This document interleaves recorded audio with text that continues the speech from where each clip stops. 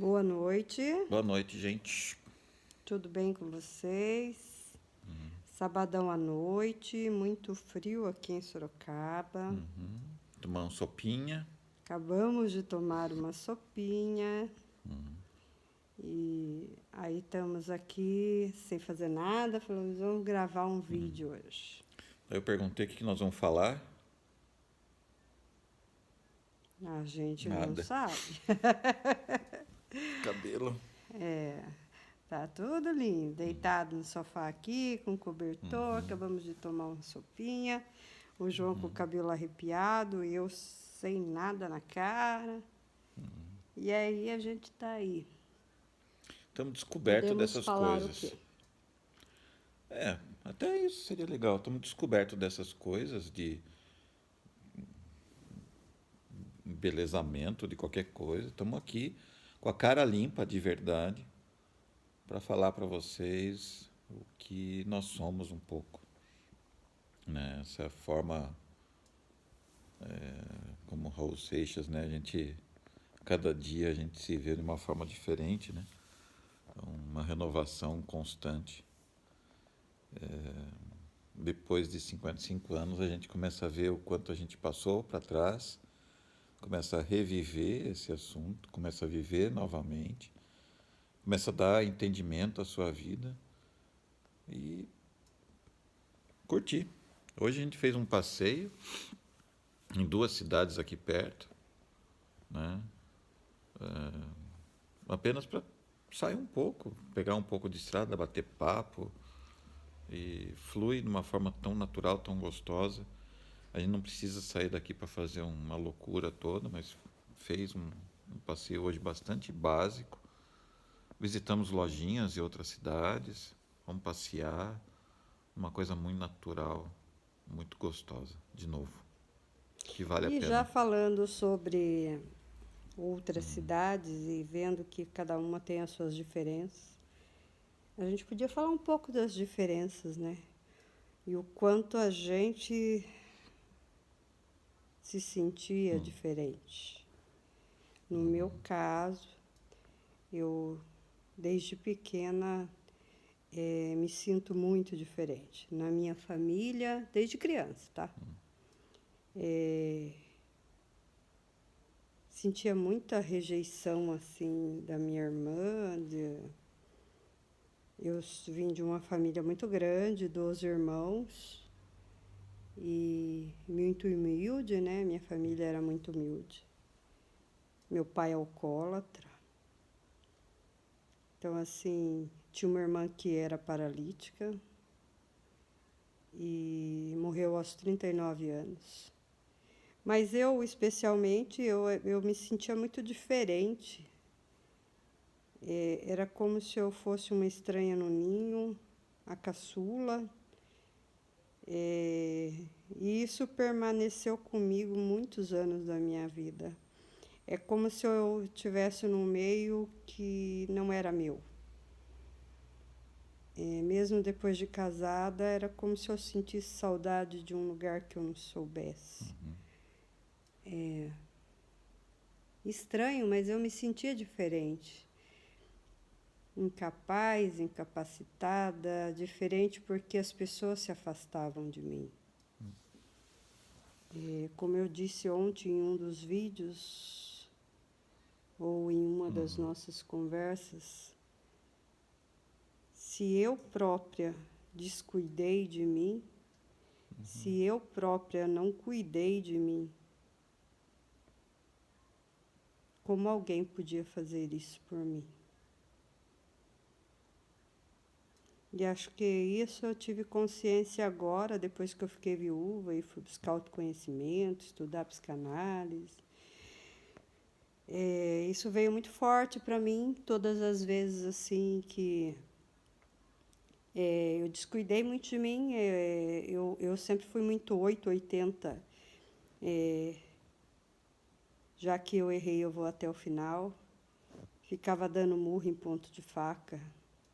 Achava que se eu saísse daquele meio que eu vivia, que para mim não era bom, mas Deus me condenaria, porque o matrimônio é algo sério.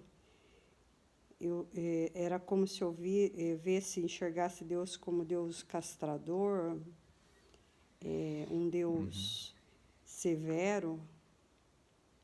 Que não Era quer a sua como se felicidade. Deus estivesse no céu, nos templos, e estranhamente era assim que, de uma maneira meio que ilusória, eu enxergava Deus. E era uma pessoa temente a Deus, muito temente a Deus. Vim de uma família católica apostólica romana, Também. onde a minha mãe ela tinha muito medo de centro espírita, e engraçado que a minha mãe foi uma benzedeira de mão cheia. Quando criança, a minha vida era ver a minha casa entupida de sexta-feira, cheia de crianças que a minha mãe benzia, né? Fazia fila na minha casa. Mas a minha mãe era católica apostólica romana. Nunca frequentou centro. Isso era um dom dela, né? E até esses tempos atrás, curiosamente, eu fui pesquisar, né, sobre benzedeiras, e eu tive a surpresa de ver que as mesmas rezas, as mesmas palavras que a minha mãe falava durante um benzimento, eram as mesmas que todos usam.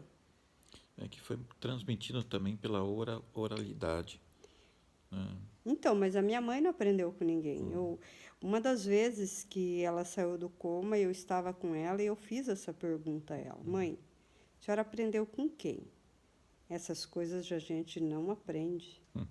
Ou você nasce ou você não nasce. Eu falei, então, por que a senhora nunca passou isso por uma das filhas da senhora? Aí ela falou, filha, ou você nasce ou você não nasce. A gente não passa. E aquilo ficou em mim assim, mas caramba, né? Só que a minha casa, apesar de ser todo mundo muito assim, as que eram católicas, a maioria hoje são evangélicas, todo mundo tem uma mediunidade aflorada, né? E eu entendo que eu herdei um pouco disso dela, ou muito.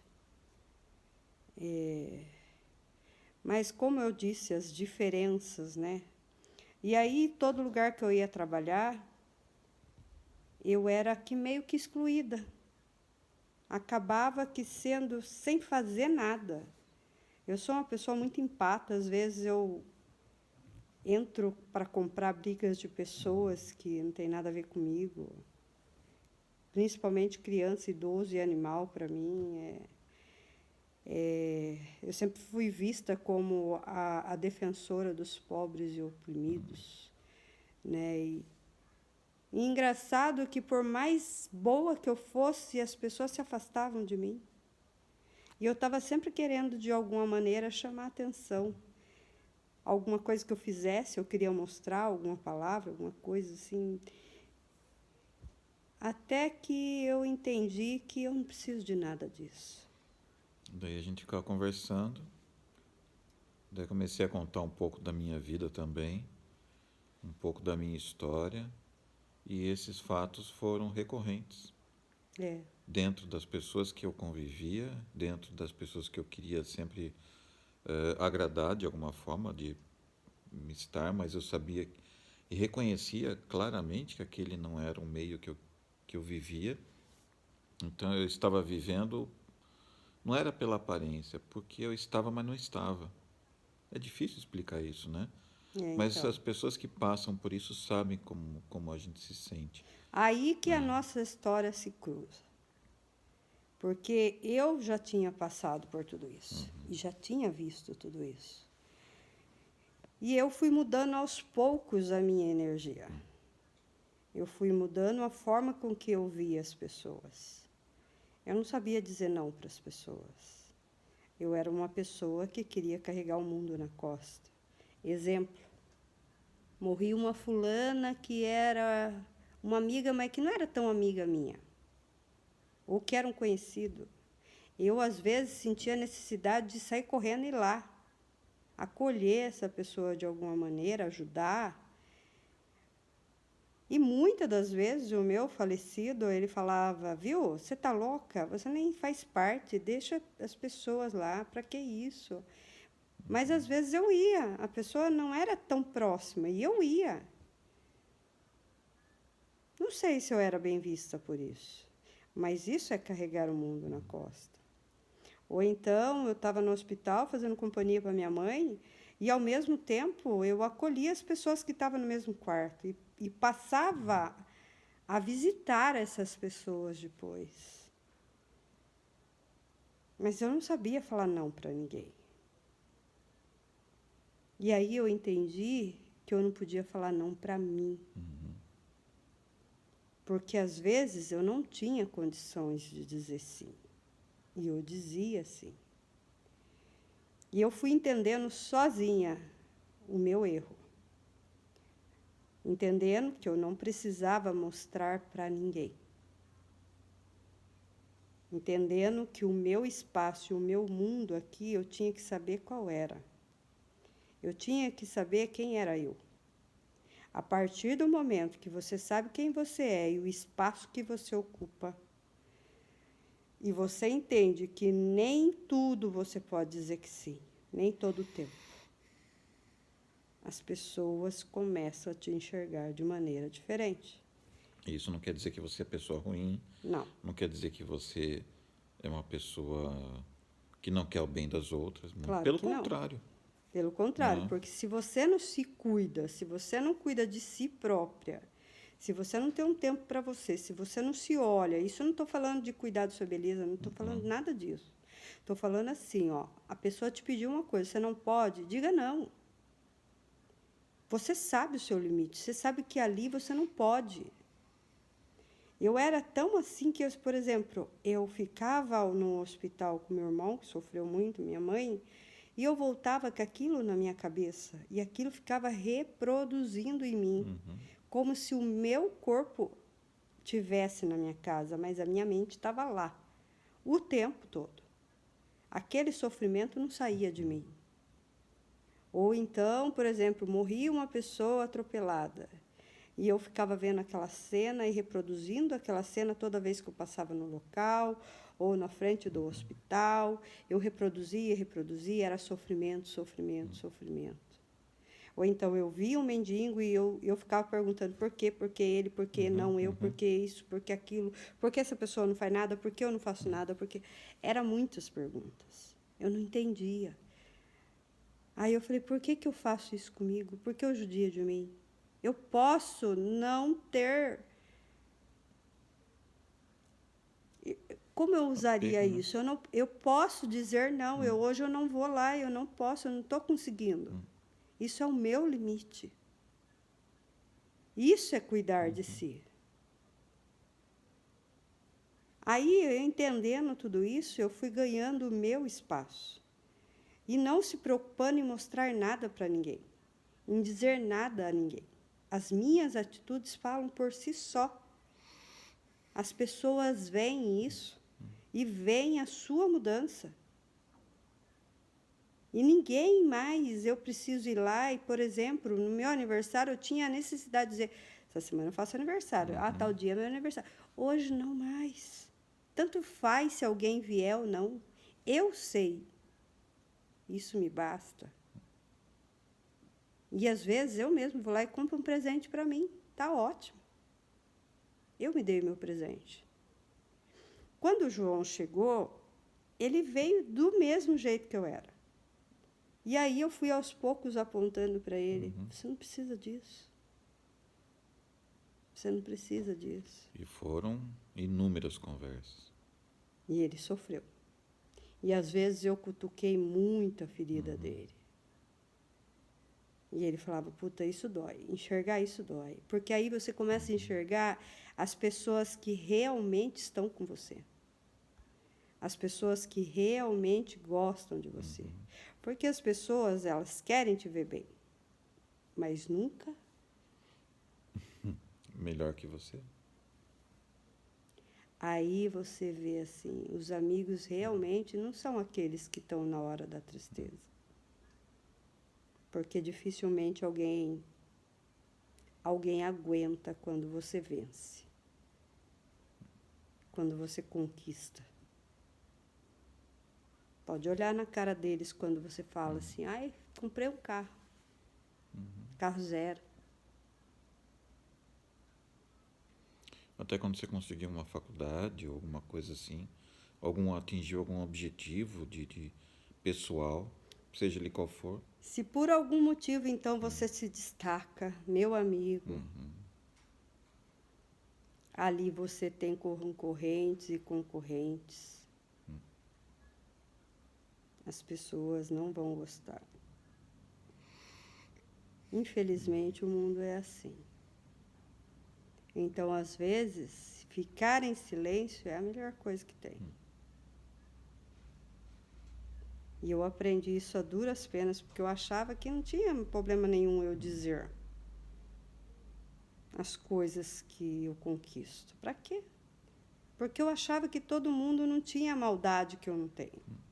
Eu sempre fui uma pessoa assim, inocentona, sabe? Com as coisas. Eu achava que as pessoas eram todas iguais. Eu podia ficar falando, se É. expressando em qualquer momento, e não é assim não. Porque quando vinha um irmão meu ou qualquer outra pessoa e falava, eu comprei tal coisa, eu falava, nossa, que legal. Poxa vida, né? Mas Eu nem saí todo atrás de mundo é elogio. assim.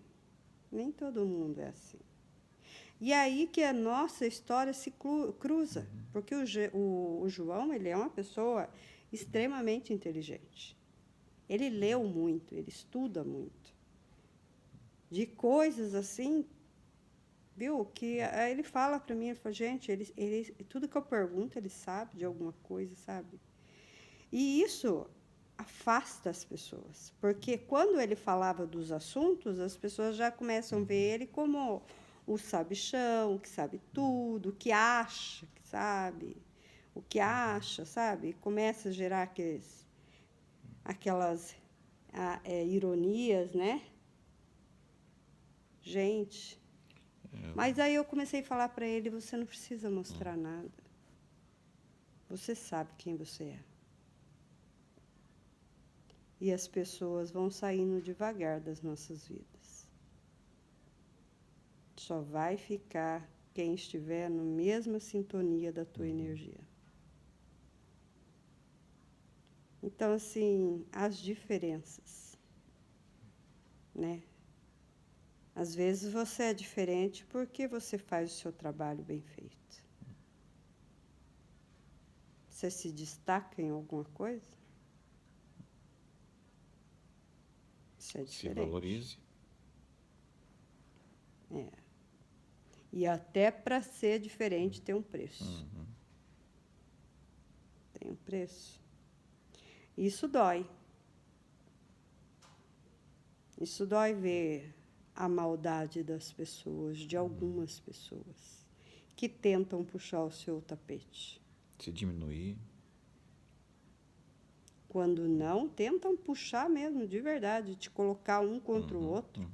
Colocar pessoas que estavam ali com amizades com você contra você. Mas a Deus, ele não deixa nada obscuro. Uma hora a verdade aparece. Essas pessoas caem as máscaras e a verdade aparece. E aí a gente, então, eu e o João, se encontrando nessas diferenças. A gente é bem diferente um do outro. E ao mesmo tempo. Bem igual. Né?